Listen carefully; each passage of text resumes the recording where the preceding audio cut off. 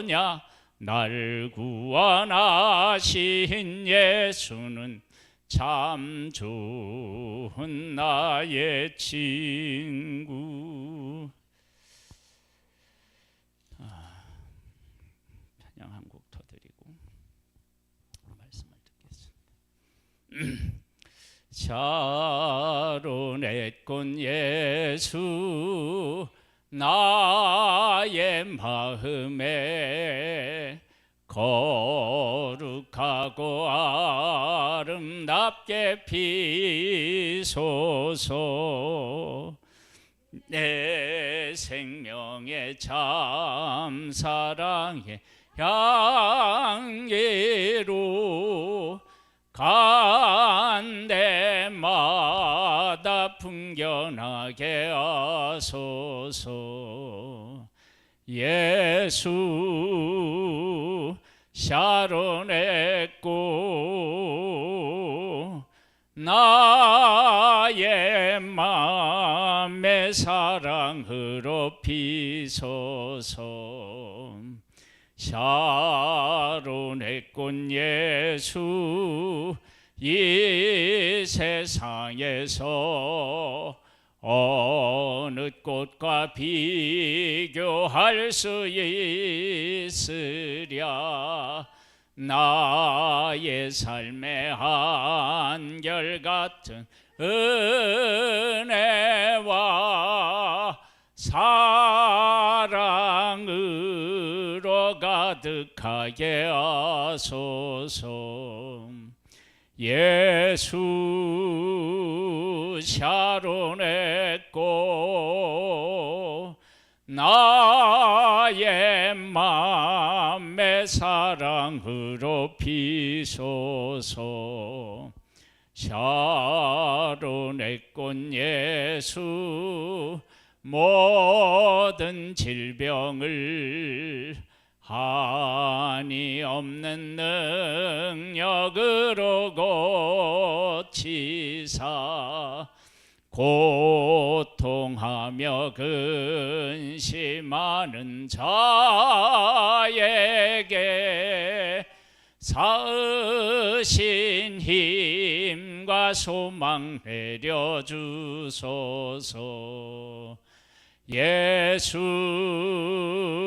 샤론의 꽃 나의 맘의 사랑으로 피소서.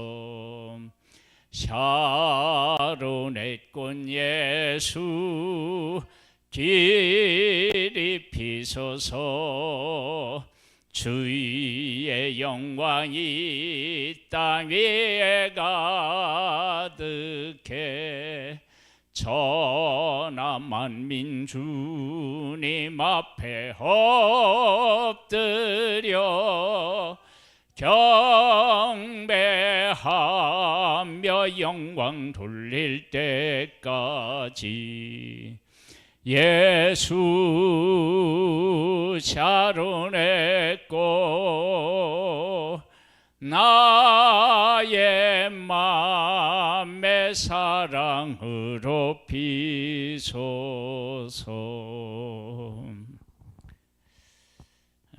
말씀을 보겠습니다. 마태복음 1장 또 18장까지를 한번 쭉 보는데 이런 관점으로 한번 보겠습니다. 구약은 예수님 오실 예수님에 대한 이야기, 그리고 신약은 오신 예수님과 오실 예수님에 대한 이야기. 그렇다면 예수님이 이 땅에 오셨을 때 가르치시고 전파하시고 고치시는 일을 하셨는데, 그 일을 통해서 예수님이 하시고자 하는 일이 뭐냐 그러면 오신 예수님, 내가 구약에 예언되어 있는 메시아인데 내가 왔다, 그것을 사람들에게 보여주기 싶으셨겠죠. 확신을 시키고 싶으셨겠죠. 그런 관점으로 우리가 이제 1장부터 한번 18장까지를 쭉 한번 보겠습니다. 1장에는 뭐가 나오죠? 예수 그리스도에 대한 계보다 그랬는데 족보에 대한 이야기가 나와요. 그러면서 예수 그리스도의 나심은 이러하니라. 그래서 하나님께서는 역사의 주관자가 되셔서 예수 그리스도를 보내실 것을 약속하시고 누구에게요? 아브라함과 다윗의 자손으로서 예수 그리스도가 탄생하실 것을 말씀하시고 그 예수 그리스도를 보내셨습니다. 보내시는데 누구를 통해서 이 땅에 보내셨느냐? 그러면 요셉과 마리아를 통해서 보내주셨는데 이 두 사람에게서 나타나는 특징이 뭐지요? 하나님의 말씀에 순종했어요. 순종. 말씀이 이루어지는 곳에는 말씀에 대한 순종이 있는 거죠. 그렇죠? 그다음에 2장에 가 보면 동방 박사들이 이제 와서 예수님에게 경배를 하는데 이것은 예수 그리스도의 탄생이 유대인들에게만 국한된 것이 아니라 이방인들까지도 어떻게 해요? 그 탄생을 알게 하셨음을 알 수 있습니다. 그래서 예수님은 유대인의 예수님만이 아니라 이방인의 예수님도 되신다라고 하는 것을 알 수 있습니다. 그리고 예수님이 이제 애굽으로 가시는데요. 예수님은 살고 예수님 때문에 2살 밑에 사내 아이들은 어떻게 해요? 다 죽습니다. 예수님이 십자가에서 지지 않으셨으면 이건 불공평한 일이 될 텐데 예수님은 온 인류를 위해서 십자가를 지셔야 할 분이니까 예수님을 어떻게 해요?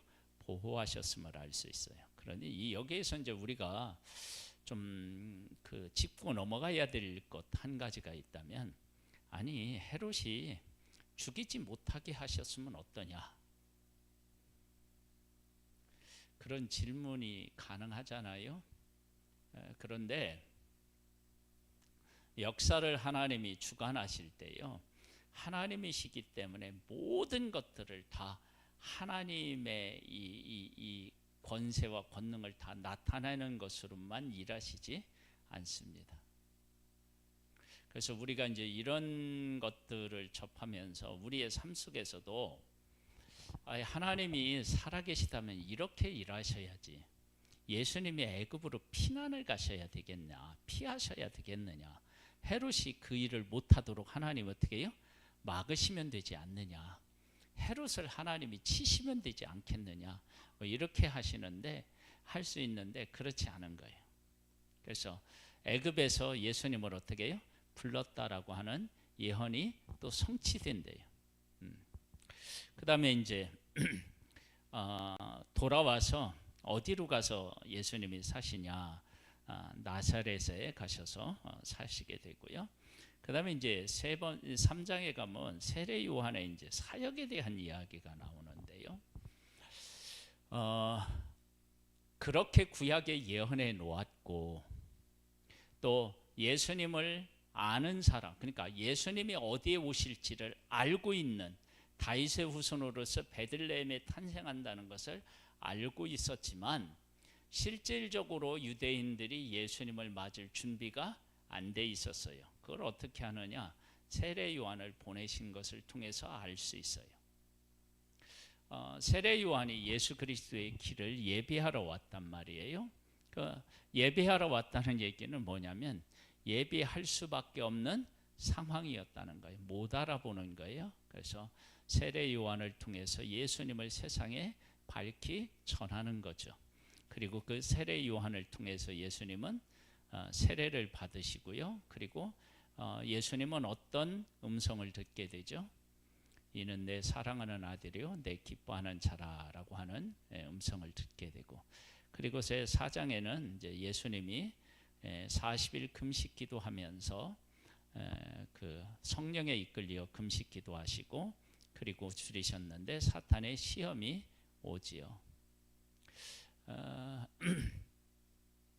자, 그럼 우리 이제 1장으로 우리 다시 가서요. 예수님의 생애 속에 일어나는 일들을 가만히 한번 살펴보세요. 예수님은 헤롯에 의해서 죽을 수도 있기 때문에 피하셨잖아요. 그리고 지금 4장에 와서는 또 어떤 일이 생겨요? 시험이 들잖아요. 피하기도 하시고 시험을 받기도 하시고 그런 분이 예수님이셔요. 히브리서에 그 4장에서 그렇게 말씀하시죠. 뭐냐면은 우리가 이렇게 육신에 처해 있어서 처한 우리들과 똑같이 그분은 어떻게 해요? 시험을 받으시는 거예요. 시험을 받으셔요. 그런데 그는 뭐가 없어요? 죄가 없으셔요. 그러니까 예수님이 오실 때 그렇게 오시는 거예요. 자, 이제 우리가 다시 한번 얘기를 해봐요. 예수 그리스도가 그래요. 그러면 우리가 이제 하나님의 사람이에요. 그러면 우리는 예수 그리스도가 당한 일과 같은 일들을 겪을까요? 안 겪을까요? 겪죠. 이런 문제를 우리가 잘 깨달아 알아야 돼요. 그러니까 하나님의 아들이기 때문에 모든 것들이 다 하나님의 아들 위주로 되는 것이 아니라 예수님도 애굽에 피하셨고요. 예수님도 마귀에게 시험을 받으셨어요. 그리고 이 시험을 예수님 어떻게 해요? 이기셨어요. 무엇으로? 말씀으로 이기셨어요. 여러분, 금식 기도를 하거나 무엇을 우리가 하나님 안에 헌신되어서 무엇을 했다고 해서 시험이 없는 게 아니에요. 그러면 그 일을 한 가장 중요한 이유가 뭐냐? 목적이 뭐냐면 하나님을 더 사랑하는 거예요. 그러니까 예수님은 금식을 정말로 금식답게 하신 거예요. 왜? 그걸 하고 하나님을 사랑했고 하나님을 경외했고 하나님을 시험하지 어떻게 해요? 않았으니까. 그러니까 우리가 그런 마음이 결론으로 남아야 돼요. 솔로몬이 성전을 지었어요. 성전 짓는 게 목적이 아니죠. 하나님을 사랑하는 거죠. 하나님을 예배하는 거죠. 하나님의 중심으로 삶을 살아가는 거죠. 그게 성전을 지은 목적이에요. 그래서 하나님을 떠나서 다른 것들을 사랑하면 무엇이 무너져요? 성전이 무너져요. 더 중요한 게 뭐냐면 하나님을 사랑하는 거죠. 그러니까 예수님은 금식 기도를 하신 후에 말씀 위에 섰고요. 그렇죠? 하나님을 경배했고요. 하나님을 시험하지 않고요. 다 그렇게 하는 거예요. 그렇게 가야 돼요. 그러니까 내가 금식 기도를 했더니 막 마귀가 한 길로 왔다 7길로 도망갔다. 뭐 이렇게 접근도 못한다 그런 게 아니고 와도 내가 그 마귀와 싸워서 이길 수 있는 존재로 서는 것 그게 금식 기도인 거예요. 안 오는 게 아니고 예수님도 금식 기도하고 줄이셨기 때문에 시험하는 자가 와서 시험했거든요. 이건 우리가 이제 하나님 앞에 헌신이라는 거 하는 걸 하잖아요. 헌신. 그럼 헌신을 한다는 얘기는 나의 것들을 하나님에게 드렸다. 그러면 드렸다 그러면 내가 드린 만큼 내 삶 속에서 줄어드는 거잖아요. 그 줄어드는 것들을 하나님이 메꿔주신다 그런 개념이 아니라 내가 내게 줄어드는 것만큼 그거보다 더 하나님은 소중한 분이시기 때문에 내가 드리는 것이다. 이제 그렇게 가야 되는 거예요. 그래서 그 마태복음 4장에 시험 받은 이것은 그런 의미에서 대단히 중요합니다. 그리고 나서 예수님은 이제 천국을 전하시죠. 그러면서 뭐냐면 회개하라는 거예요. 천국에 가까웠다. 그러니까 천국을 소유하려면 반드시 뭐가 있어야 되냐면 회개가 있어야 됨을 알 수 있고요. 그 다음에 이제 제자들을 이제 부르셔요. 나를 따라오너라. 내가 너희를 사람을 낚는 어부가 되게 하리라. 그리고 예수님은 뭐를 하시냐? 가르치시고 전파하시고 고치시는 사역을 이제 하십니다. 이러면서 예수님이 어떤 분이신지를 사람들에게 이제 보여주기 시작해요. 마태복음 이제 5장, 6장, 7장은 보통 이제 산상수훈 그렇게 얘기를 하잖아요. 산상수훈에 심령이 가난한 자는 복이 있나니 천국이 저희 것이며 애통하는 자는 복이 있나니 그들이 위로를 받을 것이요 온유한 자는 복이 있나니 그들이 땅을 기업으로 받을 것이며. 그래서 이런 복에 대한 개념이 그들이 지금까지 생각했던 것하고는 어떻게 해요? 달라요. 이렇게 다른 원리를 가지고 살아갈 때 우리는 어떤 존재가 되느냐? 빛과 소금의 역할을 감당할 수 있는 존재가 됩니다. 그러면서 예수님은 율법을 내가 폐하러 온 것이 아니라 어떻게 해요? 온 것이 아니라 완전하게 하려 함이라. 그래서 율법이 추구하는 것을 누가 왜곡시켰어요? 하나님의 백성들이 왜곡시켜 놨어요. 율법이 추구하는 것을. 그래서 예수님은 율법이 진짜 우리들 가운데서 하고자 하는 가장 중요한 것들이 무엇이냐, 그것들을 이제 가르쳐 주는데, 그러면서 뭐라고 말씀하시느냐? 그러면 옛사람에게 말한 바 살인하지 말라. 누구든지 살인하면 심판을 받게 되리라 하였다는 것을 너희가 들었으나 나는 너희에게 이르노니 형제에게 노하는 자마다 심판을 받게 되고 형제에 대하여 나가라 하는 자는 공회에 잡히게 되고 미련한 놈이라고 하는 자는 지옥불에 들어가게 되리라. 그러니까 형제를 사랑하면 이런 일을 할 수가 없는 거죠. 그런 것을, 이것을 우리가 어디에서 이제 우리가 실제적인 예로 찾아볼 수 있느냐? 그러면 가인과 아벨에서, 가인이 아벨을 죽이잖아요. 형이 동생을 죽이는데 왜 죽이느냐? 하나님이 자기와 재물을 안 받고 동생 아벨과 그 재물을 받는단 말이에요. 그런데 이것이 자기가 잘못되어서 하나님이 안 받는다라고 하는 생각을 못하고 누구 때문이라고 생각하는 거예요? 아벨 때문이라고 생각하는 거예요. 하나님의 그 우리에 대한 평가, 우리를 받으시는 것은요, 절대평가예요. 절대평가, 상대평가가 아니라. 그러니까 우리가 이제 그런 측면에서 좀 잘 깨달아 알아야 돼요. 그래서 하나님께서 율법을 주었을 때는 이러한 개념으로 주셨다는 거예요. 왜냐하면 하나님은 율법에서 하나님을 사랑하는 법을 배우고, 그리고 또 뭐예요? 이웃을 사랑하는 법을 배우도록 했으니까 그게 맞는 거예요. 그리고 간음에 대한 얘기를 하는데 여인을 보고 음욕을 품는 자마다 간음했다, 이렇게 얘기하는 거예요. 그러니까 이런 모든 것들이 다 율법 안에서, 율법 안에 있는 하나님의 의도가 있었던 거예요. 그것을 지금 밝히 드러내 보이셔요. 그리고 맹세하지 말라는 거예요. 맹세. 우리가 맹세한다고 맹세한 대로 되는 일이 결코 아니죠. 그리고 눈은 눈으로 이는 이로 갚으라 하였다는 것을 너희가 들었으나, 그러면서 뭐라고 얘기를 하세요? 오리를 가자고 하면 어떻게 해요? 심리를 가고, 속옷을 가지고자 하는 자에게는 어떻게 해요? 겉옷도 주라. 네게 구하는 자에게 주며 네게 꾸고자 하는 자에게 거절하지 말라.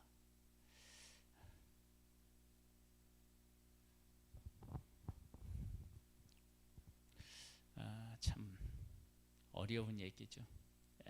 이웃을 내 몸과 같이 사랑하지 않으면 실천할 수 없는 이야기. 그러면서 원수를 사랑하라. 또 네 이웃을 사랑하고 네 원수를 미워하였다는 것을 너희가 들었으나 나는 너희에게 이르노니 너희 원수를 사랑하며 너를 박해하는 자를 위하여 기도하라.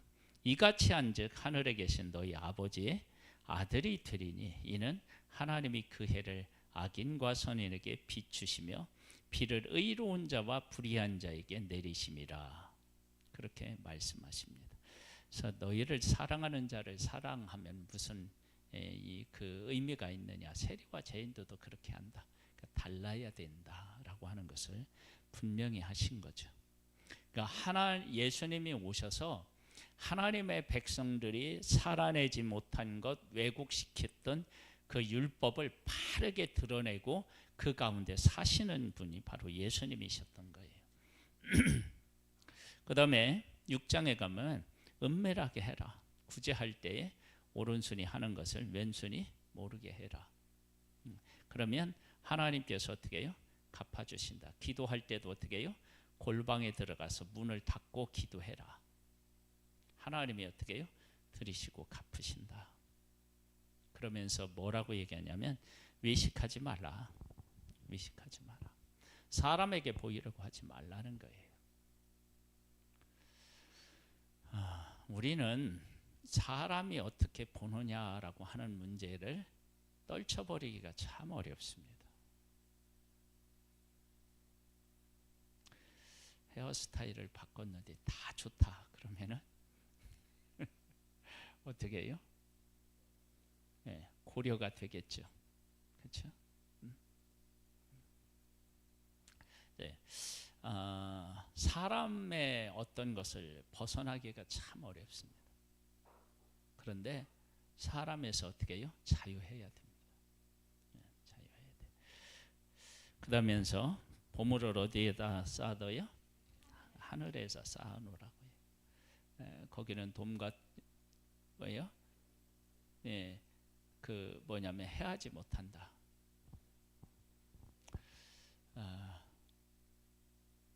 이 세상에 있는 모든 것은 다 어떻게 해요? 다 문제가 생기는 거예요. 이 세상에 있는 것들은 다 하늘에 쌓아둬야 된다. 그러면서 뭐라고 말씀하시냐면요, 백합화하고 또 뭐 공중나는 새를 보라. 심지도 않고 거두지도 않고 창고에 모아들이도 않고 또 누가 이렇게 돌보지도 않는데 이 모든 것들이 다 모든 것보다 솔로몬의 영광으로 얻는 것보다 이게 더 하다. 하나님이 책임져 주신다는 거예요. 우리가 이제 이게 알아야 될 게 뭐냐면요,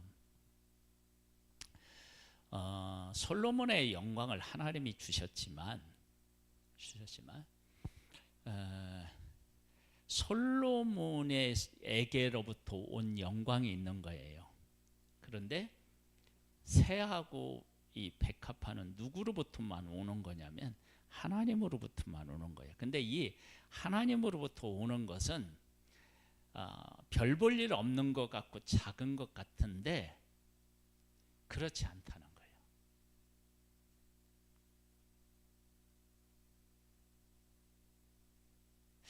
거예요. 우리가 이 원리를 잘 깨달아 알아야 돼요. 뭐냐면 하나님으로부터 오는 것은 작은 것 같아도 작은 것이 아닌 거예요. 보잘것없는 것 같은데도 보잘것없는 것이 아닌 거예요. 하나님의 백성들을 하나님이 왜 선택하셨는지를 말씀하셔요. 뭐라고 말씀하셔요? 성경은 너희들의 수가 적기 때문이다. 그래요. 수가 적어서 하나님의 나라, 하나님의 백성이 나라를 이루어서 나온 것이 출애굽 때에 나왔잖아요. 나라를 이루어서요. 그렇게 나온 이후로 지금까지 유대인들이 존재해요. 망하지 않고. 근데 그 나라의 백성이 인구가 그렇게 많느냐? 아니요, 안 많아요. 근데 하나님이 망하지 않게 지켰어요. 하나님이 선택한 이스라엘 백성은 별 볼 일 없는 것 같아도 히틀러 그때는 어떻게 해요? 600만 명이 죽었다고 그러잖아요.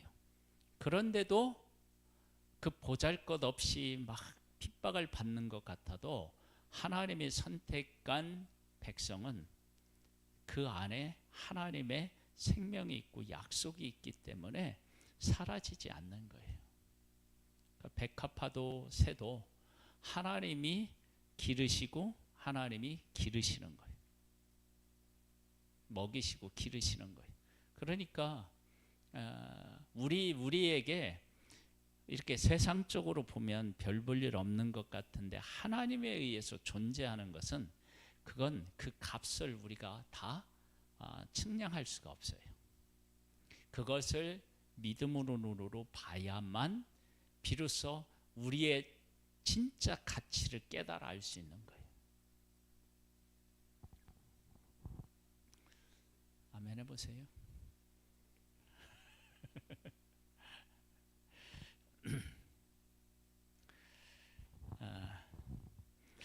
이렇게 막 진짜 어떤 걸 잘하잖아요.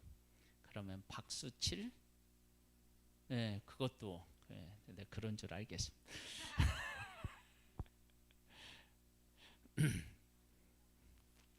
아멘도 할 수 없을 만큼 감격적인. 그 다음에 이제 뭐라고 얘기하냐면 비판하지 말라. 네가 비판하는 그 비판으로 네가 비판을 받게 된다. 그러니까 비판은 왜 어떤 상태에서 하느냐 그러면 나는 옳고 그는 다 그르다 라고 하는 기본적인 것들이 깔려 있는데 하나님이 보실 때는 우리 모두가 다 어떻게 해요? 죄인이에요. 도친 개찐이야. 그런데 우리들끼리는 어떻게 해요? 대단한 것처럼 생각하는데 안 그래요. 그래서 이 앞에서 그랬잖아요. 형제에 대해서 노하거나 음욕을 품거나 이게 다 살인한 것이고 간음한 것인데 그러면 우리는 간음한 사람을 만났다 그러면 어떻게 해요? 욕하죠. 근데 하나님 관점에서 보면 어떻게 해요? 다 간음하고 다 살인하고 다 그런 거예요. 그런데 우리를 보고 내 조그만 의만 있으면 막 상대방을 향하여 공격하려고 하는 그 비판의 마음이 있는 거예요. 그러면서 뭐라고 말씀하시느냐 그러면 거룩한 것을 계획해 주지 말며 너희 진주를 돼지 앞에 던지지 말라. 그들이 그것을 발로 밟고 돌이켜 너희를 찢어 상하게 할까 염려하라. 구하라 그리하면 너희에게 주실 것이요 찾으라 그리하면 찾아낼 것이요 문을 두드리라 그러면 너희에게 열릴 것이니 구하는 이마다 받을 것이요 찾는 이가 찾아낼 것이요 두드리는 이에게 열릴 것이니라. 여러분 다른 사람을 비판하고 뭐 이래서 사람을 통해서 무엇을 얻는 것이 아니고요. 하나님으로부터 우리는 얻는 거예요. 하나님이 주셔야 우리가 소유할 수 있어요. 여러분 이 세상에 있는 모든 우리가 만들어낸 위대한 물건이요. 다 하나님이 주신 재료를 가지고 만들어내는 것이지 우리가 무슨 신소재 그래가지고 되는 게 아니에요. 만약에 새로운 소재를 만들어냈다 그러면 이거하고 합치면 하나님이 이러한 성질의 재료들이 나오게끔 하나님이 이미 거기 안에 부여하셨기 때문에 그런 것이 나오는 것이지 인간이 그렇게 하는 것이 아니에요. 그렇게 해서 되는 게 그러니까 하나님은 이거하고 같이 이렇게 해서 만들어내면 이런 것들이 나오게 하나님이 이미 거기 안에 원리를 다 이렇게 부여하셨기 때문에 그런 것이지 그렇게 하나님이 부여하시지 않았는데 나온다 그런 건 없어요.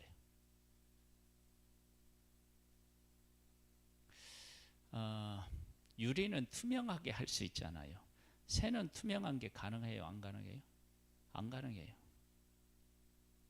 네? 불가능해요. 여러분 기술이 발전을 해도 새는 투명하게 안 돼요. 아무리 얇아도 투명이 안 돼요. 근데 유리는 어떻게 해요? 돼요.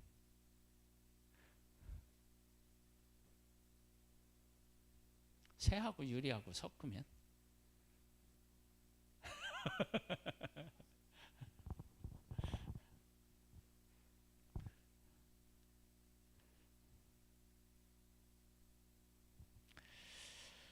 어, 그러면서 좁은 문으로 들어가래요. 좁은 문.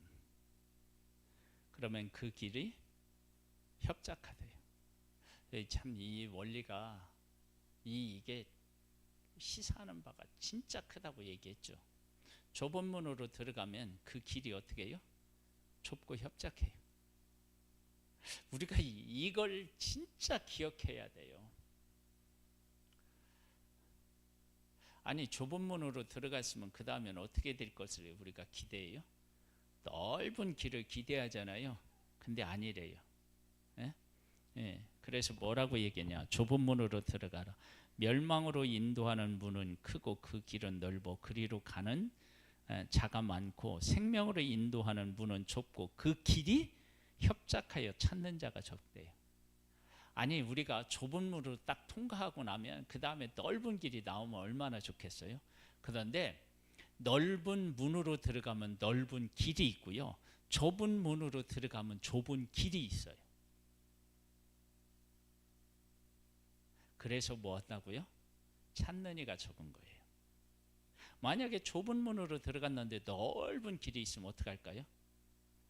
아이 그러면 이게 누구라도 어떻게 해요? 웬만하면 다 통과하는 거예요. 그런데 좁은 문으로 들어갔더니 좁은 길이 나와요. 그래서 그 길이 생명의 길이고 찾는 이가 적은 거예요. 넓은 문으로 들어갔더니 어떻게 해요? 넓은 길이 나와. 얼마나 좋아요. 넓은 문으로 들어갔더니 좁은 길이 나온다. 그러면 에이 좁은 길로 갔다가 넓은 길 나오는 게 훨씬 낫지. 그렇게 할 수 있을 텐데 그게 아닌 거예요. 넓은 문으로 들어가서 넓은 길이 나오고요, 좁은 길로 들어가서 좁은 문으로 들어가서 좁은 길이 나와요. 그래서 그게 어려운 거예요. 내가 예수 그리스도를 믿는 일이 좁은 문으로 들어가는 거다. 그러면 예수 믿고 나서 잘 되면 얼마나 좋겠어요. 그런데 여전히 어디로 가야 돼요? 좁은 길을 걸어야 돼요. 그렇죠?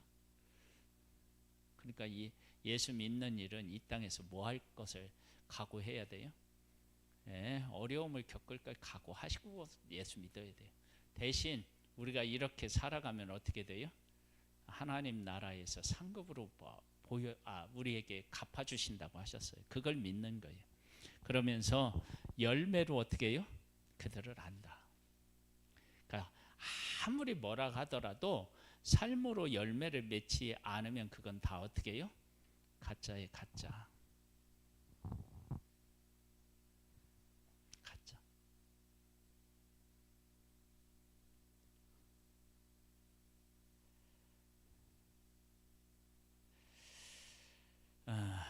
그 다음에 이제 예수님이 이제 8장부터는 예수님이 행하신 이적과 표적에 대한 얘기가 쭉 기록되어 있어요. 예수님이 가르치셨는데 가르치시는 것으로 끝나는 게 아니라 예수님은 율법의 진정한 의미를 보여주셨어요. 가르쳐 주셨어요. 그러면서 예수님은 병든 자를 고치셔요. 나병 환자를 고치시고 중풍병을 고치셔요. 그 다음에 또 누구도 고치냐면 뭐 혈루증 앓는 여인도 고치시고요, 한편 손 마른 사람도 고치시고요, 베드로의 장모의 열병도 고치셔요. 뭐 또 하시느냐? 막 풍랑도 어떻게 해요? 막 잠잠케 하셔요. 이 모든 것들은 다 뭐냐면 예수님이 누구시라는 것을 증명하는 거예요. 메시아라고 하는 것을 증명하고 있는 거예요. 자, 이제 우리 이제 여기서 이제 질문 하나를 이제 하고 한번 가보겠습니다. 이렇게 예수님이 이렇게 질병을 고치셨어요. 예수님 당시에 모든 질병을 아는 사람이 다 치료받았다. 그랬을까요? 아니 이게 그건 저기 뭐야 다라고는 할 수 없겠죠. 다라고는 할 수 없겠죠. 그러면 예수님이 오셔서 수많은 사람들이 고침을 받았는데 내가 고침을 못 받았어. 그럴 때 나는 어떻게 생각해야 돼요?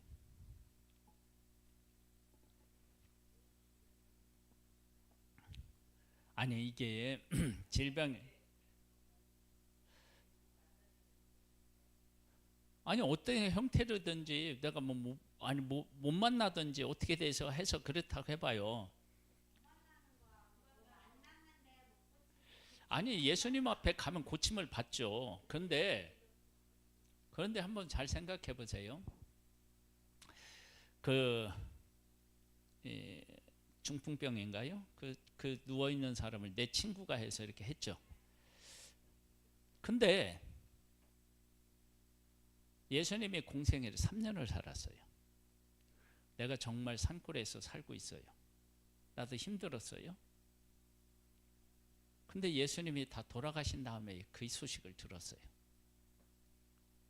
만약에 그런 일이 있었다고 해봐요. 뭐 가정을 해봐.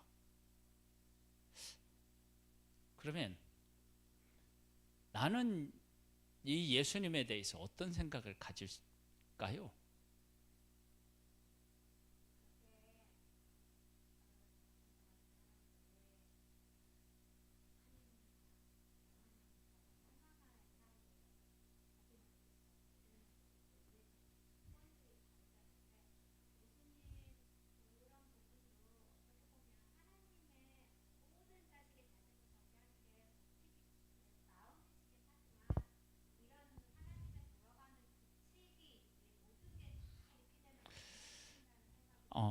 아니 그러니까요.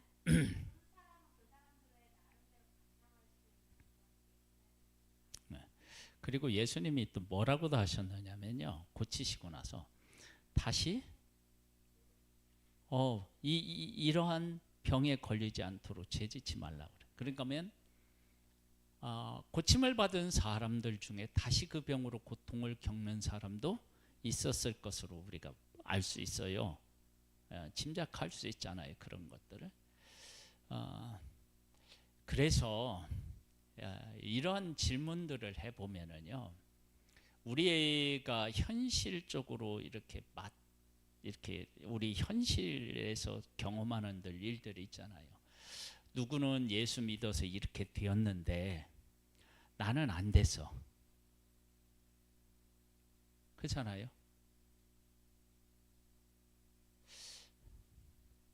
그런 문제를 우리는 어떻게 받아들여야 되느냐는 거야.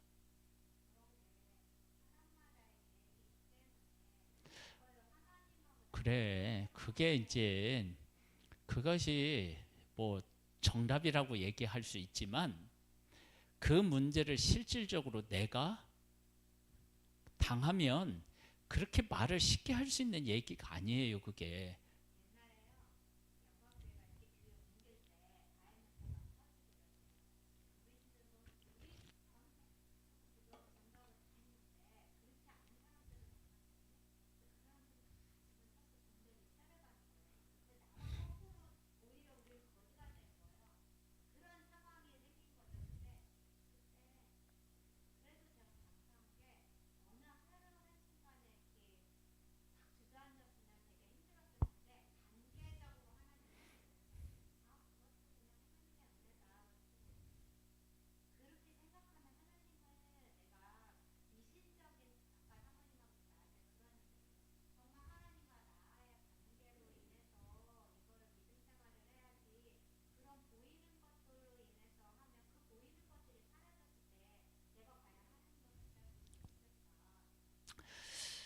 그런 믿음을 가져야죠. 그런 믿음을. 그런데 그런데 실질적으로 예수님이 오셨다 가셨는데도 나는 여전히 병 가운데 있어야 된다. 이것을요 쉽게 받아들이기가 어려워요. 그게 받아들이기가 어려운 부분이 있는 거예요. 그러니까 우리가 여기에 이렇게 이제 예수님이 이제 우리가 이제 질문을 하는 거예요. 뭔 질문을 하느냐? 그러면 내가 고침을 받았어요. 나는 건강해서 고침을 받지 않고 고침을 받은 사람을 봤어요. 그러면 우리가 지금 여기에 있는 이 사람 중에 한 사람이 병에 걸려 있는데 나았다고 해봐요. 그럼 나은 내가 그 예수님이 고치셨을 때 제일 먼저 생각나는 게 무엇일 것이며, 그 다음에 내가 제일 하고 싶은 일이 무엇일까? 한번 생각해 보세요.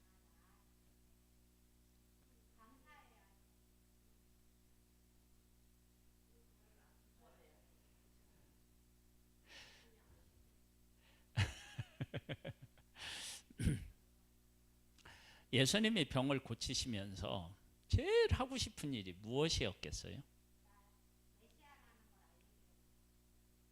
그러면 그때 당시에 병 고침을 받고 기적을 본 사람들 중에 이분이 메시아라고 발견한 사람이 몇 명이라 했을까요?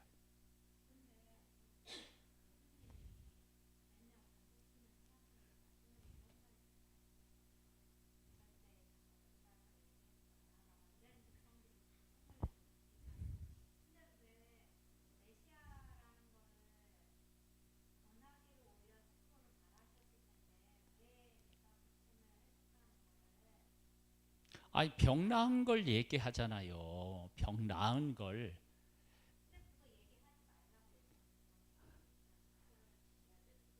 아니, 그러니까 뭐냐면 내가 병을 고치고 메시아를 만났어요. 그러면 내 삶이 어떻게 달라질까요? 그러면 그렇게 달라진 삶을 살아야 되나요? 그걸 얘기해야 되나요? 지금 예수님은 뭘 하라고 하시는 거예요? 여러분, 이걸 잘 깨달으셔야 되는데, 뭐냐면 내가 병 고침 받은 것을 얘기하는 거 쉬워요. 그렇죠? 아니, 이거 우리의 현실로 얘기하면 이런 거예요. 내가 병이 들었어요. 병이 들었는데 이 병이 든 것이 대부분 어디에서 오느냐면 식습관이라든지 생활 패턴에 의해서 오는 거래요. 그렇죠? 그래서 내가 고침을 받았어요.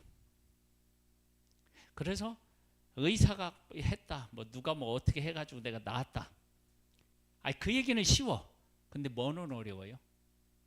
생활 패턴을 바꾸고 식습관을 바꾸는 건 어려워요.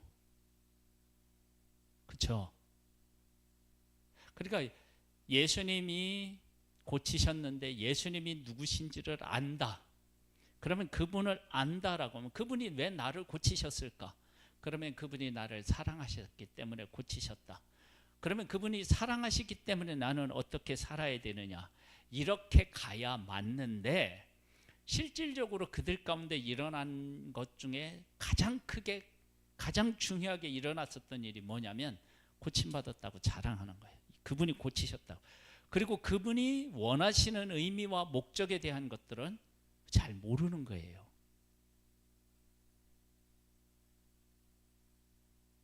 지금 우리들이, 그러니까 뭐냐면 이스라엘 백성들에게 하나님이 율법을 주셨는데 율법을 다 왜곡시켜 놨다고 그랬잖아요. 하나님을, 율법을 잘 지키면 하나님을 사랑하고 이웃을 사랑해야 되는데, 하나님이 그렇게 말씀을 주셨는데 하나님을 섬기지도 않고 자기가 하나님 자리에 있고 이웃을 사랑하지 않고 이웃에게 어떻게 돌을 던지고 그러면서 자기의 의로움을 드러내는 그런 왜곡된 율법으로 만들어 놨는데, 예수님이 오셔서 그것을 바르게 어떤 의미가 있는지를 산상수훈에서 아주 잘 말씀해 놓으셨어요. 그 얘기는 뭐냐면 병을 고치셨을 때에도 왜 사람들의 병을 고쳐주셨는지 그 이유와 목적이 있을 거 아니에요. 메시아인 것을 그들이 깨달아 알았다. 그럼 깨달아 알으면 뭐냐? 나병 같은 경우는요, 저주받은 거예요. 그런데 자기를 고쳐서 사람들과 더불어 살아가도록 이렇게 회복시켜 놓았단 말이에요. 그러면 왜 회복시켜 놓았느냐? 그것을 질문하고 그 가운데서 내가 어떻게 살아가야 되는지에 대한 답을 얻어야 되는데, 대부분의 경우는 어떻게 했다고요? 나 문둥병 고쳤어, 나병 고쳤어, 너 빨리 가봐. 이게 전부면 예수님이 진짜 병을 고쳐주는 의도와 목적을 따라 살아간 거냐 아닌 거예요. 지금 이제 우리들에게도 그 질문을 지금 하고 있는 거예요. 우리를 예수 그리스도를 믿게 하셨어요. 이건 기적이에요. 가장 큰 기적이 이거예요. 죄인으로서 하나님을 알고 예수님을 아는 건 없어요. 그건. 그러니까 하나님의 은혜를 입어서 우리가 하나님을 믿고 예수 그리스도를 믿는 거예요. 그러면 그렇게 내가 믿었어요. 그럼 왜 죄로 인하여서 죽어서 지옥에 가서 고통을 겪어야 될 것이 마땅한 나를 왜 구원해 주셔서 이 길을 가게 하셨나? 그런 질문을 하고 거기에 답을 하고 그렇게 살아가야 되는 거예요. 그런데 이 수많은 예수님이 그렇게 기적을 베풀어서 이적을 베풀어서 이들을 낫게 하시고 풍랑을 막 잔잔케 하시고 그러는데 누구를 못 알아보느냐면 메시아를 못 알아봐요. 메시아로 접근이 안 돼요. 메시아로 접근이 안 되면 뭐 어떤 게 된다는 얘기냐면 예수님이 하신 일을 보고도 예수님을 닮으려고 하는 삶은 없다는 얘기예요. 그러니까 지금 이 수많은 병 고치는 일, 뭐 잠잠케 하시는 일, 오병이어의 기적, 칠병이어의 기적 이런 것을 해서 그들을 먹이시고 막 다 하셨는데도 그들은 예수 그리스도가 누구신지를 제대로 몰랐어요. 그리고 예수 그리스도가 무엇을 하실지도 마태복음 16장에 베드로를 보면 주는 그리스도시요 살아계신 하나님의 아들이다. 그렇게 했지만 곧 이어서 어떻게 해요? 예수님이 십자가를 지신다니까 그런 일이 있으면 안 된다고 그래요. 예수님은 사탄아 뒤로 물러가라. 너는 나를 넘어지게 하는 자로다 그랬거든요. 모른 거예요. 지금 우리들에게 있어서 가장 큰 문제는 뭐냐면요. 하나님의 하신 일을 통해서 하나님이 어떤 분이신지 예수님이 어떤 분이신지에 대해서 깊이 있게 생각하고 거기서 그 의미와 목적을 깨달아 알아서 그것을 가지고 살아내는 일이 안 되는 거예요. 사도행전에 가보면 성령이 임했을 때 예수님을 알아봐요. 예수님이 누구신지를 알아봐요. 그리고 예수님을 안 사람들의 삶이 어떻게 되나요? 완전히 바뀌어요. 근데 왜 그 일이 예수님 당시에는 안 일어났느냐는 거예요. 물론 성령이 임하지 않아서 몰랐겠지만 사실은 이 예수님의 하신 일 전하시는 말씀들을 들어보면 이미 그것을 어떻게 해요? 깨달아 알았어야 되는 거예요.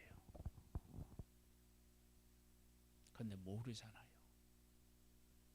지금 우리들의 신앙의 맹점이 여기 있는 사람들하고 똑같은 거예요. 우리가 간증을 할 때 하나님이 이런 일을 하셨다라고 간증을 하죠. 그렇죠? 그리고 나서 그 다음에는 뭐예요? 은혜 받았다. 그때 그렇게 일하시는 하나님이 나에게 요구하시는 삶에 대한 이야기들은 그렇게 많지 않고요. 그렇게 살아가는 사람들도 있겠죠. 그런데 그게 쉬운 게 아닌 거예요. 그래서 구약에는 오실 메시아에 대한 예언이고요. 신약에는 오신 메시아과 오실 메시아에 대한 이야기가 있어요. 그래서 우리들은 이러한 일들을 통해서 예수 그리스도를 만나야 되는 거예요. 그러니까 예수님 당시에 이 사람들도 예수님을 만났어야 되고요. 우리도 예수님을 만나야 되는 거예요. 왜 그러느냐? 예수님 안에 구원이 있고요. 예수 그리스도 안에서 생명이 있고요. 그러니까 그분을 만나야 되는 거예요.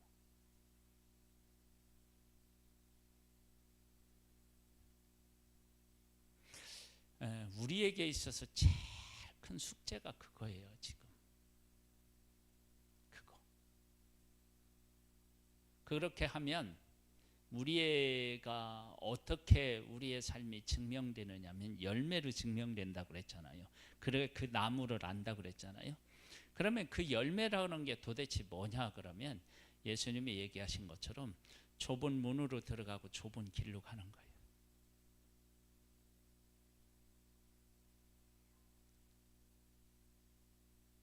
근데 우리는요, 하나님이 우리와 함께 하시는 것을 무엇으로 증명해내려고 하죠? 좁은 길로, 좁은 문으로 통과했더니 넓은 길이 나왔다. 이 얘기를 하려고 하는 거예요. 그런데 잘 보세요. 좁은 문으로 들어갔는데 길이 협착해요. 찾는 이가 적어요. 근데 그 길을 끝까지 가요. 그러면 사람들이 그러한 나를 보고 어떤 생각을 할까요?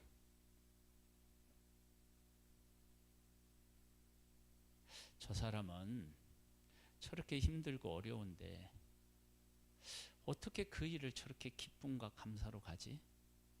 저 사람 속에는 우리가 보지 못하는, 우리가 알지 못하는 그 무엇인가를 보고 알고 있는 사람 같다.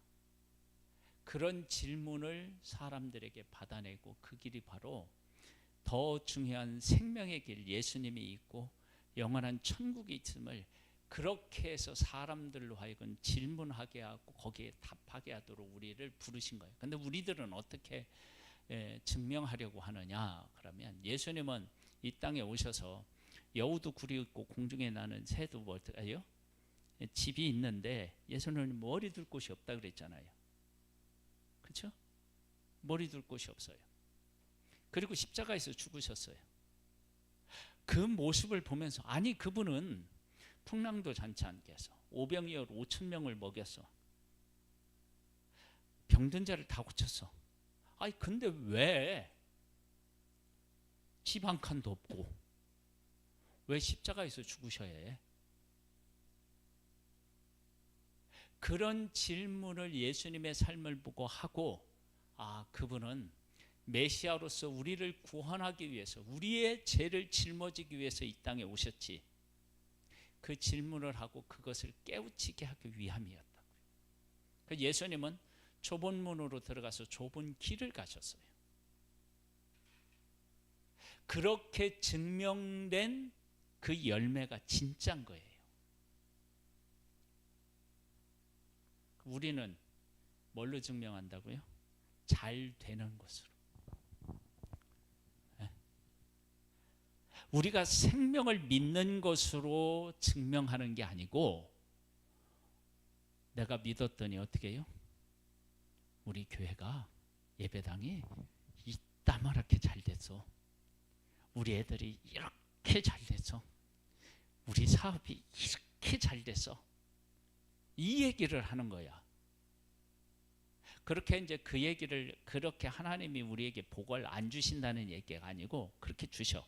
그런데 그 얘기를 들으는 사람들은 예수 그리스도의 생명보다는 무엇에 마음이 빼앗기겠어요?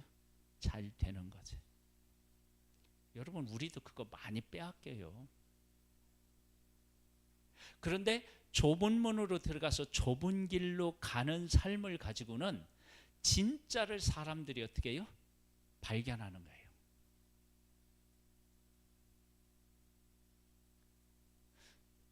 구약에는 오실 예수님, 신약에는 오신 예수님, 오실 예수님에 대한 이야기예요. 예수님 이야기다고요. 우리가 이 사실을 깊이 있게 생각해 보고요. 우리의 삶을 정말로 어떻게 살아가야 할지에 대해서 고민해야 된다고요.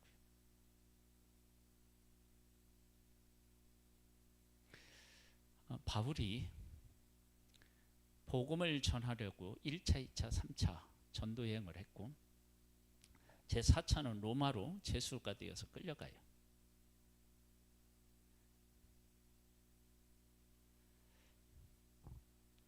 그러면서 바울이 뭐라고 얘기하느냐면, 야, 내가 이렇게 잡혀가는 거 이거 말고는 다 어떻게 해요? 나와 같이 되기를 원한다. 그래요. 즉 뭐냐면 예수 그리스도에 대한 확신 때문에, 그거에 대한 확신 때문에 자기는 어떠한 일을 겪어도 문제가 안 돼요. 빌립보서 4장 13절에 내게 능력 주시는 자 안에서 내가 모든 것을 할 수 있다는 게 뭐 안 되는 일을 되게 한다 그 얘기가 아니고, 예수님의 이름 때문에 내가 가난해지면 가난해지는 거 그거 뭐가 문제야. 그렇게 어떠한 환경이든지 내가 충분히 다 받아들이고 그 가운데서 감사함으로 내가 살아낼 수 있다라고 하는 것이 내게 능력 주시는 자 안에서 내가 모든 것을 할 수 있다고 그랬거든요. 그것이 바로 뭐냐면 좁은 문으로 들어가서 좁은 길로 가는 거예요. 그래서 바울은 그 로마의 감옥에 갇혀 있으면서 그곳에서 얼마나 큰 기쁨을 가지고 감사를 가지고 살아가는지 몰라요. 우리 같으면 어떻게 해요? 1, 2, 3차 전도 여행을 정말로 매맞아가며 죽을 고비를 하면서 내가 복음을 전했어요. 그럼 말년에는 어떻게 돼야 돼요? 좀 편안하게 된다고 생각할 거 아니에요. 근데 하나님은 바울을 어디로 몰아넣었어요? 죽음의 자리로 몰아넣었어요. 근데 그곳에서 나의 달려갈 길 내가 다 달려가고 내가 믿음을 지켰으니까 이후로는 어떻게 해요? 생명의 면류관을 주님이 예비해 놓으셨을 거라고 고백해요. 그런 바울을 보면서 사람들이 뭘 질문하겠어요? 저 사람이 믿는 예수는 진짜 살아있는 예수고 저가 믿는 예수는 부활하셨다고 하는데 진짜다. 그렇게 도전을 받지 않겠어요? 그렇죠? 예수님이 십자가에서 죽으시는 모습을 보고 백부장이 뭐라고 그랬어요? 그는 진실로 하나님의 아들이었다고 고백한다고. 죽는 모습 보고. 그게 좁은 문으로 들어가고 좁은 길로 가면서 만들어내 놓는 생명의 길인 거예요. 생명의 길. 우리가 그렇게 할 수 있을까? 그 이제 우리에게 질문하는 거예요. 그래서 나를 따라오려거든 자기를 부인하고 자기 십자가를 지고 나를 따를 것이라 그렇게 말씀하셨죠.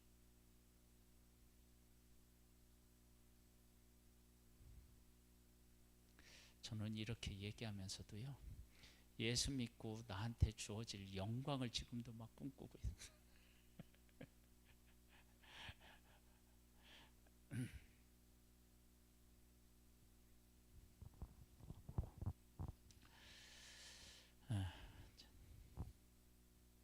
기도하겠습니다. 하나님, 오실 예수님, 오신 예수님, 다시 오실 예수님, 하나님의 말씀에서 예수님을 만나야 합니다. 예수님을 만난다는 거 하는 것은 이 세상의 것을 추구하는 것이 아니라 영원한 생명을 추구한다는 것인데, 우리에게 예수님을 만나고 예수님을 따라 살아가고 그리고 예수님을 추구할 수 있는 우리의 삶이 되기를 소원합니다.